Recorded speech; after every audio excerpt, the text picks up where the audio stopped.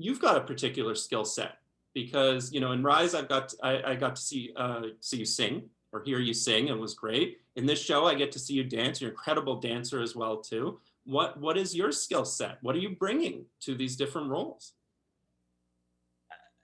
The best me that I can give, honestly, in every single thing. I kind of try to figure out what in every show that I've done, I try to find out what is the highlight of the character that like makes them special. And so with whenever I find that thing, so with you know in Rise, it was the theater and the singing. So I wanted to make sure that that was really strong. Um, and then with this, it's the dancing. So I wanted to make sure that that was really strong. So I just was constantly trying to train and get better, either before and during the season when we were shooting. Um, and I had a background in all of them, which was nice, but I really wanted to try and hone in on those special skill sets and make them do the best I could, honestly. Mm. What do you use for honing in on the character in particular? Because certainly there's some conflict at the beginning, but Yeah. you see Caleb is softening a little bit, and you get to do some really interesting things. What do you use as sort of you have the book, but they're different names in the book. What do you use as sort of the basis for building your character?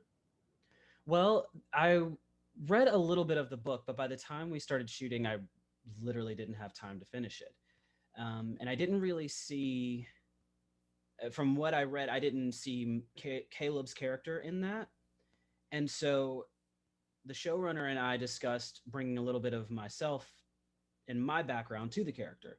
So that's why you can definitely hear the Southern in him, in my voice, and because that's what my accent used to be. Mhm. Um, but anytime I get a character, I have like a little, in theater we call it a show Bible. I call it a character Bible. I kind of like break down everything in like what the character likes, what are his strengths, his weaknesses, his fears, his loves. And I try to get as much detail about him and create as much detail about him as I can. And um, that's kind of how I approach every character. And with Caleb, it was the same thing. However, there was one part of Caleb that I had to kind of remember back when I was a kid. I grew up in a I grew up in the South, and for a long time there was uh, there's just you grow up in your household with certain prejudices or certain things that you don't realize that you are thinking or saying, and sometimes you have to kind of address those as you get old. Well, you should address those as you get older, and so I kind of had to revisit certain aspects of my life to be like, oh, I remember when I used to think like this or behave like this or just in general. And so that's kind of what I was bringing to Caleb is like, think about where your fear came from and think about where your anger came from, whether it be with your family or your loved ones or losing a loved one. Think about it and just and use it and channel it, and what changed to what not so much fixed it, but what made you improve, what progressed you, if you will. And that's kind of what I was kind of how I mapped Caleb out when I was getting the scripts. I'm like, okay, this is, you kind of draw your arc or your storyline. You connect all the dots. What did you think in terms of, I mean, Caleb undergoes, there's a lot of change happening. There's a real growing process as well too. Did you feel that? Did you feel like you were sort of growing a little bit with the character? Very much so. Um, I started to really hone in on who he was much later than I wanted to. I also, as like physically, I got better as a dancer because I was training every day and dancing every day. Uh, and as a character, it takes me a while to really understand a character. And I think that's just because of the theater background. But when I finally started to understand Caleb, everything started to click. And in different lines, I'm like, oh, that's what that meant back in episode 2, or like that's what this meant. That's what, you start to make these discoveries, and it's tough when you don't have a lot of time. So I really started to make a lot more discoveries quicker throughout the season because it was easier. I kind of understood where he was coming from. What has your own training been like in terms of, dancing? You have a dance background, but you probably did a lot of refreshing for this series as well too, probably there on set, maybe even a boot camp, something like that. And singing as well too, acting. What's your own training like? So I started dancing when I was 3. And throughout the years, I kind of did a little bit of ballet, but then didn't. I was much more a hip hop dancer. That was like my bread and butter. And as I got older, I started to discover jazz and tap. And then I got involved in musical theater, and I had to go back to ballet. And I didn't want to, but I had to. So I've been dancing my entire life. For a while, I had sort of retired from dancing, especially when I got Rise, just because it's hard on the body. It really is. So when Tiny Pretty Things came along, I was like, okay, we got to bring this back out. Okay, so I actually went to a friend of mine's mother's dance studio. She was training me for a while. I was in her ballet class every other day, and she was helping me with my self tapes. And then right after I booked it, I was training with her again. And then when we got to Toronto, I was trying to be in ballet class every day. And if I wasn't in ballet, it's probably because I was on set. But there was a ballet class every day on set, and I was trying to be, you know, work on my body doing that. Sometimes on the weekend, we would go and take ballet class in Toronto. Uh, we had a wonderful physical therapist that was helping me make discoveries about my body, and improving my technique. And it was a lot. It's a lot of work, but I definitely was in the best shape of my life, and I was killing it over there. I really was. What was This show is obviously very heightened reality, but one of the things I really like about it is that there's real friendship and camaraderie on the show. People really, how is that sort of similar to maybe your own training in dance and, different? And what did the friendships that you built on the show mean to you? In It's interesting because in the dance community, I've found that there's a lot of truth in what we're telling. Yes, it's heightened, uh, but there is a lot of truth behind it. And in the in in such a competitive world, one minute you can be best friends, and then the next minute you could be wanting to tear each other's like hair out. And sometimes that's the nature of the beast. It doesn't always have to be, but sometimes it is. In my upbringing, that was definitely the case. I either had friends in this community or I did not. Um, but in our show, everyone was family. So much so that like we got so close that even at times we had to put each other in check and be like, "Yo, you getting mad at the wrong person? Like, calm down." Like sometimes we would have we'd have a little spat here and there, but we those are like my ride or die people.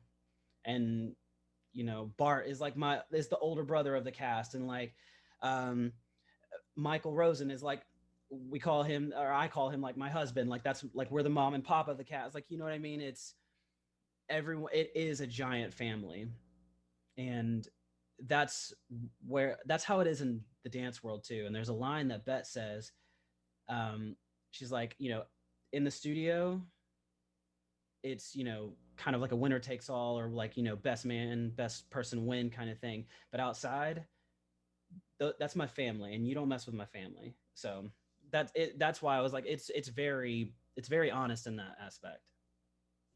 You shot the show in Toronto, mostly, little Chicago, Mhm. some pickups in Chicago, a lot of Toronto subbing for Chicago. What did you like most about filming in the city? The thing I loved most about filming in Toronto is that it reminded me of Chicago because I went to school in Chicago, and so being in Toronto, you guys have a Lakeshore Drive. It's literally on the opposite side of where Chicago's is. And so when I was there, I was like, I feel like I'm home. Like I feel like I'm home again. And when I left, I was a mess. I was so sad. I was crying profusely. When we left Chicago, I was crying, you know. Um, I want to come back to Toronto so bad. It made me so happy, and also me and my friends got to go back to supermarket and dance our butts off. So like I really do. I can't say enough good things about Toronto. Right. So, really enjoyed your series Rise.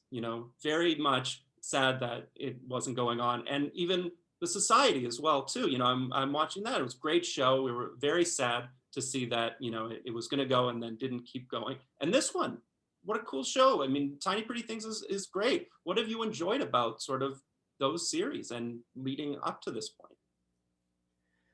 Well, I love that I've gotten to travel so much. Um, with Rise, because we were doing press incredible amounts, I got to travel everywhere and go to places I had never been and visit places I'd never been. With the Society, I got to spend, 3 months, I think it was 3 months in Concord, Massachusetts or Boston, and I'd never been there before. I've been there like once, but I never really got to spend some time there. I love that I'm getting to travel different places and really take it in. Um, that I think that's one of the best things for me because I really get to go, oh yeah, I know about this place here, and like I know about that place in Concord and that Indian restaurant or that poutine place in Toronto. Like I know it's awesome. I love getting to know. It's almost like I've found different communities, different places. On each show, in particular this one, you get to sort of share different skill sets, different parts of yourself. And, you're a lot of fun. I'm enjoying watching you in all of these projects just to see what you're bringing. What do you enjoy most about, and in particular this one, what do you enjoy most about what you get to do and what you get to bring to this series? I love that I'm bringing all aspects of my theater background because a lot of people when I first when my first real professional gig was Newsies, and that was me doing everything that I could possibly do when it came to musical theater. I was singing at the top of my lungs and at the top of my range. I was backflipping and jumping from here to there, and I was using a New York accent, and so I was using every aspect. But I was only in it for a couple of months, so I really didn't get to show off a lot. And the beauty about these shows is that it's sometimes it's like, oh yeah, actors are just a pretty face to look at, which I'm not saying I'm a pretty face to look at. I am who I am. But I love that in all aspects you get to see a little bit of my ballet background. You get to see me flip a little bit. You get to see me like in a club setting or like party setting. Um, and then like Bart and I were did like a little bit of some hip hop for his solo, and I get to show off just a little bit more, and I think I love doing that. I love showing an audience something new about me. Right on. One of the things I really enjoyed about this series is that it's, collaborative and there's so many people involved. Reminds me a bit of a different time too. What has this time meant for you? I mean, these last 8 months have been meant so much in terms of, the pandemic and Yeah. the uprisings, activism. What has this time meant for you in particular? It's meant that I'm done with 2020.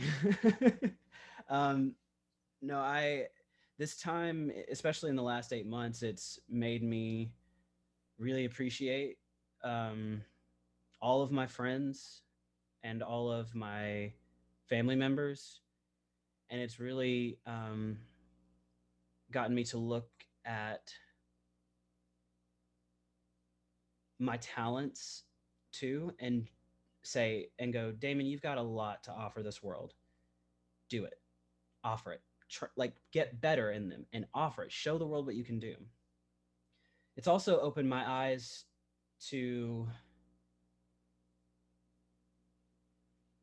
kind of make sure that, and this is kind of a blanket statement, but you as a person are okay and that you love yourself before you start trying to fix other people in a weird way. That, RuPaul always says, if you can't love yourself, how the hell are you gonna love anybody else? And that statement really, really hit home this year, was to discover and really start to fall in love with yourself.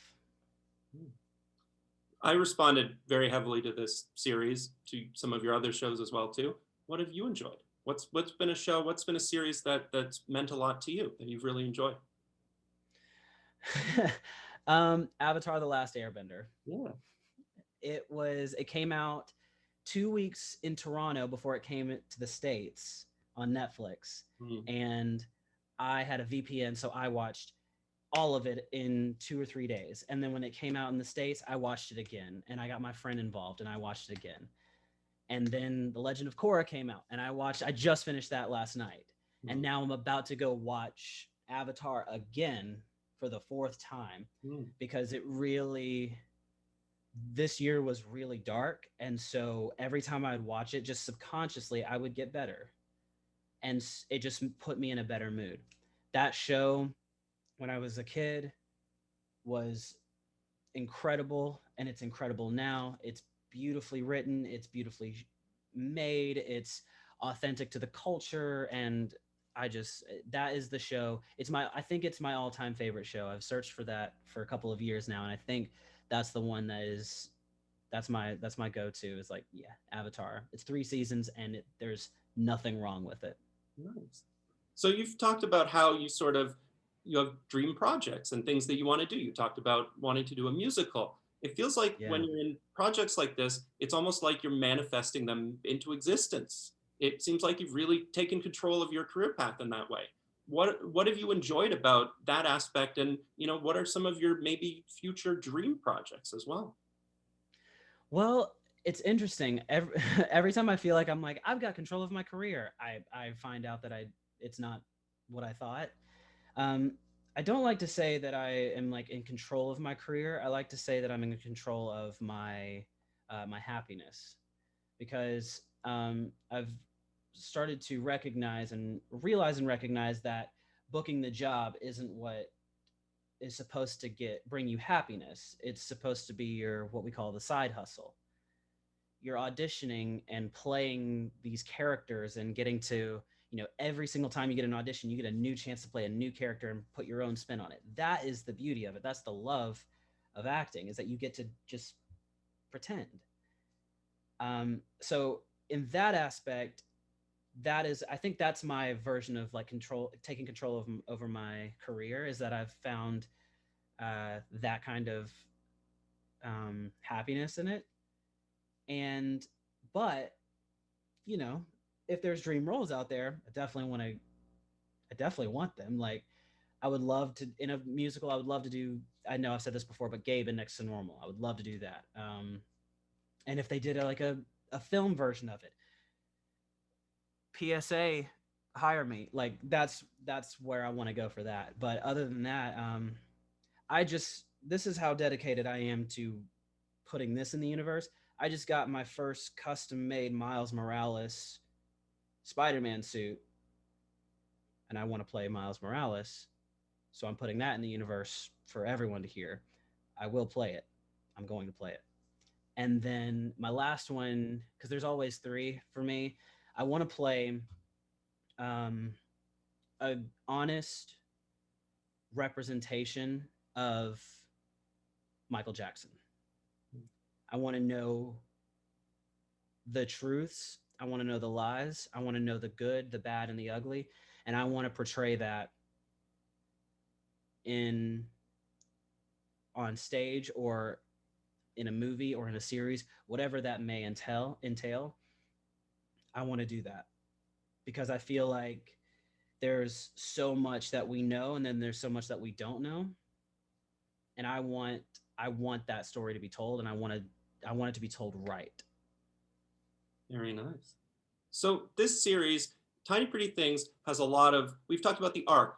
There's a lot of moments on the show. You know, some I've alluded to, some we can keep surprised, but I'm watching it like, you know, like this, like, can you believe it?